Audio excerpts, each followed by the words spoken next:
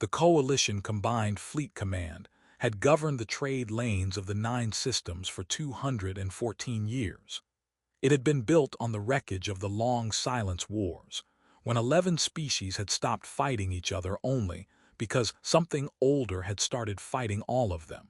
Station Ophir Prime, its headquarters, had never been conquered, never been boarded, and never once in 2 centuries convened an emergency session without at least 90 days of advance notice.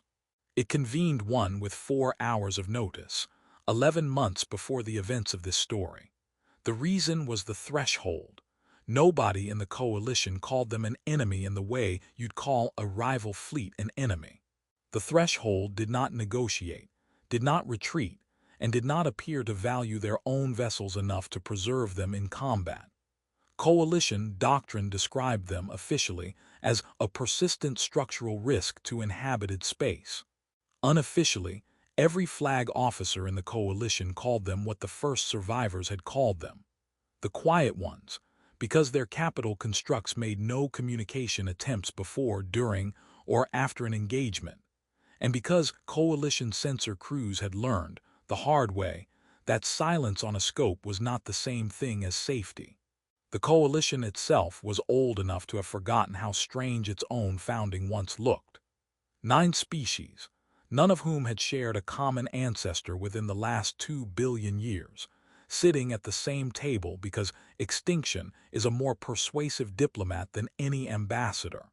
The Castor brought the largest hulls and the deepest institutional memory, 4 centuries of continuous naval tradition, unbroken by the wars that had gutted everyone else.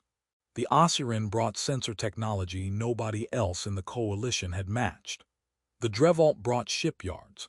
Between them, the founding 8 species had, over 2 centuries, built a fleet efficiency ranking system so precise that a delegate could tell, within half a percentage point, exactly how much any given species' contribution mattered to the whole. Humanity had not been a founding member. Humanity had been what the Coalition's own administrative language called a late absorption, which was a polite phrase for what happens when a species loses 337 of its 340 settled systems in 6 years and asks, formally, to be let into somebody else's alliance before there is nothing left to bring to the table.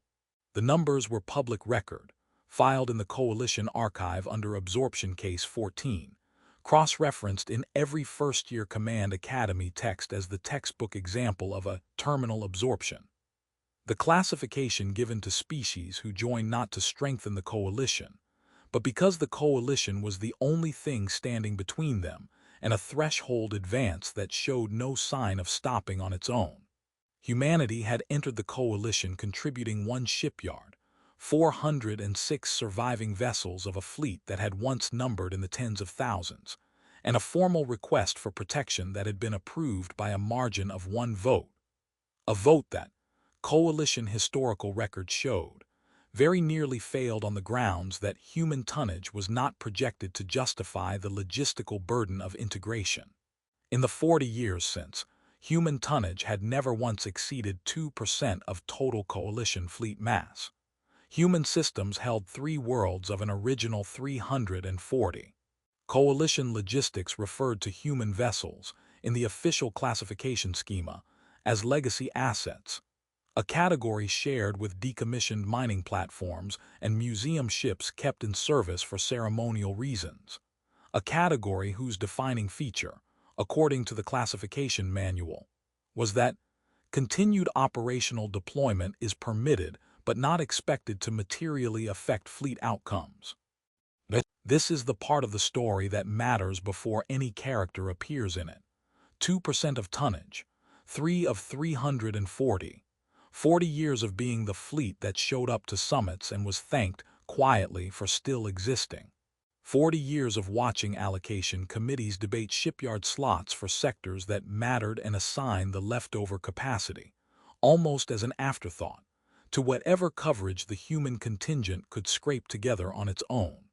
Commander Jax Itoki's personnel file crossed the desk of Coalition Supreme Coordinator Alice Thurn on a Tuesday, as part of a routine quarterly review of legacy asset deployments. The kind of review that existed mostly to confirm that nothing needed to change, filed and archived within the hour by every coordinator who had held the position before her. Thurn read it twice. The first read produced numbers that did not match the deployment logs she already had open on a second terminal. The second read, cross-referenced against 3 independent verification systems, produced the same numbers again. Itoki was 34 years old by human reckoning, which made him young for the rank he held and unremarkable in every category the coalition tracked for flag-adjacent officers. Training record, disciplinary history, academy standing, all of it comfortably average, except one. He commanded the Ease Coventry, the last operational vessel of a hull class that had gone out of production 31 years earlier, because there had been no shipyard left standing to build another. The Coventry had a crew of 41, a maintenance backlog that would have grounded any coalition vessel of comparable age, and a service record that, according to the deployment logs Thurn was accustomed to reading, consisted mostly of escort duty, supply runs, and the kind of unglamorous perimeter patrol work assigned to ships nobody expected to matter. What Itoki had not mentioned, in any of the routine reports his command had filed over the preceding 18 months, was where the Coventry had actually been operating during 11 periods officially logged as extended patrol, rim sector, no contact. Thurn did not confront him about this. She did not summon him to Ophir Prime for questioning. She opened a second file, a classified one, and began pulling sensor logs from unmanned coalition relay buoys along the rim, the kind of low-priority hardware nobody reviewed unless something had gone wrong nearby. She spent the next 4 months doing this quietly, alone in the evenings after her official duties ended, cross-referencing timestamps, patrol coordinates, and buoy telemetry against a growing spreadsheet that she kept on a terminal not connected to the coalition's general network, because the alternative was to ask Itoki directly. And something about the shape of what she was finding told her that the answer, if she asked for it out loud, would arrive smaller than the truth. She was not entirely alone in noticing something was off. Lieutenant Priya Nkemelu, the Coventry's second officer and the only other person aboard who had full access to the ship's raw sensor archive, had asked Itoki directly, once, 11 months earlier, why the patrol reports never mentioned the beacon deployments she watched him authorize personally at the start of every extended rim rotation. Because nobody's asked for that level of detail, Itoki had told her, and I'd rather not spend a committee's time on paperwork for patrols that came back clean. They didn't come back clean, Nkemelu had said. I've seen the hull after 3 of them. Itoki had not answered that directly. He had asked her instead whether the maintenance crew had flagged anything the standard where report didn't already cover, and when she'd said no, he'd told her that was the end of it as far as he was concerned. Nkemelu had not agreed with the decision. She had also not overridden her commanding officer's judgment on a matter that was, strictly speaking, his to make, and she had spent the better part of a year privately hoping someone with more authority than either of them would eventually ask the right question. Itoki had brought the Coventry in for its scheduled maintenance rotation on time, every time, walked its ring corridor twice a day the way he always did, and continued wearing, on a cord around his neck, a ring of blackened metal cut from the hull plating of the first human ship lost in the retreat from Earth's outer colonies. A ship that had gone down, according to the surviving records, covering the evacuation of 11,000 civilians who would not otherwise have made it to the jump point in time. He wore it under his uniform. Nobody on his crew had ever seen him take it off, not during inspections, not during the 2 hospital stays in his file, not during the ceremony, 3 years earlier, where a coalition officer of similar rank had received a Kestor campaign decoration, and Itoki had stood in the audience wearing his 1-ribbon bar and said nothing about the difference. The Joint Resource Summit convened once per coalition year, on Ophir Prime, in a chamber built 200 years earlier for exactly this purpose. 11 delegations, seated by tonnage, contributed, arguing over where the coalition's shipbuilding capacity would go for the next cycle. The seating chart itself was a kind of institutional memory. Nobody had redrawn it in living record, and so the same species sat in the same rings, cycle after cycle, until the geometry of the room had become as much a statement of standing as the numbers being discussed inside it. Humanity's delegation, consisting of Itoki and 2 junior officers, sat in the section reserved for legacy asset commands, the outermost ring of seats, closest to the doors, farthest from the central dais, a placement that had never once been questioned by any human delegate in 40 years of summits, because questioning it would have required believing there was a case to be made against it. Fleet Marshal V. Henrik Dorsa sat in the innermost ring. He was Castor, 4th-generation flag officer in a lineage that had held command seats since before the coalition's founding, and he had earned the top position in the current fleet efficiency rankings, the way certain officers earn things, by being extremely good at the parts of the job that got measured, and mildly dismissive of the parts that didn't. He was not cruel. This is important and worth repeating, because it would be easy to tell this story as though Dorsa were a villain in the ordinary sense, and he was not. Dorsa had never once said a hostile word to a legacy asset commander. He had, in fact, voted in favor of maintaining human coalition membership during a budget review 6 years earlier that several other delegates had wanted to use as an opportunity to reclassify humanity's status entirely.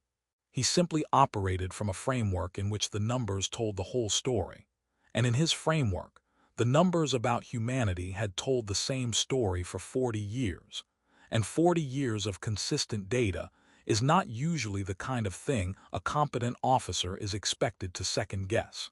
The question came during the resource allocation debate, when discussion turned to rim sector coverage. The long, thin, poorly defended edge of coalition space, where threshold incursions were rare but not unheard of, and where nobody particularly wanted to commit real fleet assets when there were richer, better defended sectors competing for the same shipyard slots. The debate had already run 90 minutes past its scheduled length. 3 delegations had already argued at length for reallocating the RIM's modest coverage budget toward the Havorn approach corridor, a genuinely more valuable piece of space that every model agreed deserved more attention than it currently received. Dorsa introduced the question the way that certain officers introduce questions in rooms where they already know the answer, which is to say, with the timing and tone of someone who has prepared it, phrased as a courtesy, delivered as a formality nobody expected to matter, in the specific cadence of a man closing out an agenda item rather than opening one. "Commander Itoki," he said, "the Coventry has logged 11 extended patrols in the rim sector this cycle with no recorded contact. For the Resource Committee's planning purposes, what should we expect the human contribution to rim sector security to look like going forward?" A number would help the allocation model, and would help the committee decide how much of the freed capacity to redirect toward Havorn. Several delegates smiled. It was the category of smile that happens in rooms where a hierarchy has been agreed upon by everyone except the person it's being enforced against. Not unkind exactly, just settled. The kind of smile that says we all already know how this goes, let's get through the formality of asking. The Osirian delegate beside Dorsa had already begun drafting the reallocation language on her data slate, confident enough in the outcome that she saw no reason to wait for the answer. Nobody in that room expected the number to matter. The rim sector had gone 11 patrols without contact. The question was rhetorical in every sense except its grammar. At the head of the chamber, Coordinator Thurn said nothing. She had been sitting on 4 months of relay logs since the second week after she opened Itoki's file, waiting, she would later admit, for exactly a discussion topic like this one to arise on its own, because raising it herself, unprompted, would have looked like an accusation against a committee that had done nothing wrong except fail to ask. "That's a fair question," Itoki said, in the tone of someone who genuinely found it fair. "Do you want the logged contacts or the total engagements?" The distinction meant nothing to most of the room. Dorsa, mildly amused, gestured for him to continue the total then, if there was a difference worth mentioning, though he clearly did not expect there to be one. 61, Itoki said. That was the whole answer. No qualification, no context, no acknowledgement that the number sat in a room that had just been told to expect 0. He said it the way a man reports a maintenance figure, and then he reached for the water glass in front of him, because he had been mildly thirsty since the session began, and the number he'd just given did not, to him, appear to be the kind of thing that required a follow-up sentence. The smile stopped. Not all at once, the way a wave stops, the ones closest to the front first, then spreading outward through the chamber as the number reached delegates who had been half listening, drafting reallocation language, checking the time on their own agendas. The Osirin delegate's stylus stopped moving mid-stroke. Coordinator Thurn stood. 61 is correct, she said. I'd like the committee to see why, and I'd like the record to reflect that this is the first time in 18 months anyone on this committee has asked. What followed was not dramatic in the way that coalition training simulations were dramatic, with their clean tactical overlays and narrated summaries. It was documentary footage, pulled directly from rim relay buoys, unedited, time-stamped, the kind of raw sensor data that nobody in that chamber had ever been asked to sit through in full, because nobody had ever had reason to believe it would show anything worth the committee's time. Case 1, 8 months old, a threshold scout construct, designated by relay telemetry as a Class 2 probe, had entered the outer edge of the rim sector on a trajectory consistent with dozens of similar incursions the coalition had logged and ignored over the preceding decade, because Class 2 probes rarely carried offensive capability worth a fleet response. The Coventry, logged as extended patrol, no contact, had in fact intercepted it 11 hours before it reached inhabited space, using a decoy beacon pattern that predated the coalition's own sensor doctrine by at least 2 generations. A tactic, Thurn noted without elaboration, that had gone out of coalition use, because it required a level of manual sensor operation that automated coalition ships no longer trained their crews for. The human ship still trained for it. It had never stopped training for it because on Earth, before the coalition, there had been no automated systems left intact to replace it with. Case 2. 3 Class 2 probes, intercepted together, 11 weeks after Case 1, using the same beacon pattern refined into a triangulated trap that required 3 separate crew stations manually cross-referencing drift telemetry in real time, a workload the Coventry's 41-person crew had absorbed into their rotation, without requesting additional personnel. The room was silent through this one, in a way it had not been silent through the first, the particular silence of people revising an assumption in real time and not yet ready to say so out loud. Case 3. A single Class 2 probe that had, unusually, altered course mid-transit in an apparent attempt to avoid the beacon pattern the Coventry had used twice before. The first documented instance, in any coalition record, of a threshold construct adjusting behavior in response to a specific opposing tactic. Thurn paused the footage here longer than the others. This is the piece I want the Sensor Division to review most closely, she said. It suggests something we have never had evidence for in 200 years of contact, that they can learn a specific tactic and route around it. Nobody thought that was possible. Commander Itoki's crew changed the beacon geometry 3 more times over the following months, unprompted, specifically because they suspected exactly this. By the 4th case study, Dorsa was no longer smiling. He was watching with the expression of someone doing a calculation that was going to take considerably longer than the remainder of the session to finish. The stylus in his own hand, Now motionless against the data slate, he had stopped drafting on 4 case studies ago. Case 4. 14 weeks before the summit, a threshold construct larger than any Class 2 probe had entered the rim sector, a designation the relay system flagged, retroactively, as Class 4, a category the coalition had only ever encountered in defended core systems, never on an undefended edge. The Coventry's log for that period read, in its entirety, extended patrol, rim sector, no contact. The relay footage showed something considerably more complicated than no contact. A 9-hour engagement, conducted at extreme range, using every decoy and beacon technique shown in the previous 3 case studies in combination, ending with the Class 4 construct disabled and drifting, its core breached, 400 kilometers from the nearest inhabited system. The Coventry had taken direct structural damage in the engagement's final hour, damage the ship's own automated systems had logged as consistent with expected wear. Because there was no category in the ship's own reporting software for damage sustained fighting, something the Coalition's classification manual said should not appear undefended. At the edge of space, nobody expected to need defending. Case 5. The footage Thurn played without commentary because none was needed. It showed the Coventry's hull in dry dock during its most recent scheduled maintenance. The same maintenance rotation Itoki had brought it in for without incident, without request for additional resources, without a word to anyone about what the hull damage actually represented. 41 scorch patterns along the outer plating, each one catalogued and repaired by a maintenance crew who had filed the standard wear and tear paperwork because nobody had told them to file anything else. Case 6.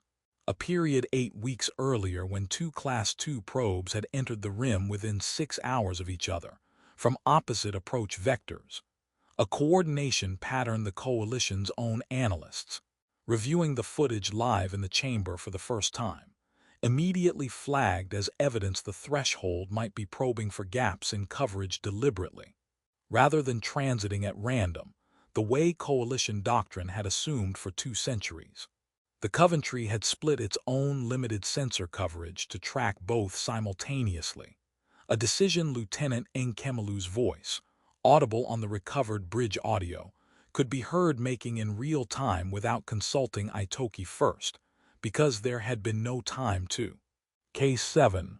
The most recent incident in the file, 6 weeks old, in which the Coventry had not engaged at all, had instead tracked a Class 2 probe for 9 hours, logged its full transit telemetry, and let it pass unchallenged into a dead-end pocket of the rim with no inhabited systems within range, because Itoki's judgment, recorded in a private log entry Thurn had not intended to read aloud but did, stated plainly.